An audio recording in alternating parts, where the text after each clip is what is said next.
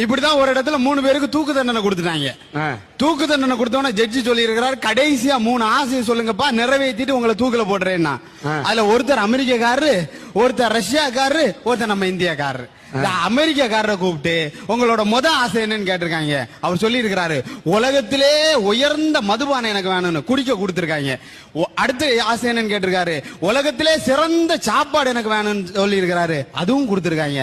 3வது ஆசை என்னன்னு கேட்டிருக்காரு. அவர் சொல்லி இருக்கிறாரு, என் நாட்டோட முன்னாள் ஜனாதிபதி ஆபிரகாம் லிங்கனோட சமாதி பக்கத்துல என்ன புதைச்சிருங்க என்றாரு. தூக்கி புதைச்சிட்டாங்க. அடுத்து ரஷ்யாக்காரரை கூப்பிட்டுருக்காங்க, உங்களுக்கு ஆசை என்னன்னு கேட்டிருக்காங்க.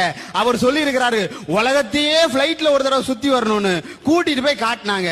2வது ஆசை என்னன்னு கேட்டாரு, உலகத்துல உள்ள சயின்டிஸ்ட் எல்லாம் ஒரே இடத்துல பாக்கணும்னாரு, நிறைவேற்றுறாங்க. 3வது ஆசை என்னன்னு கேட்டாரு, என்னோட புரட்சியாளன் லெனின் கல்லறை பக்கத்துல என்ன புதைச்சு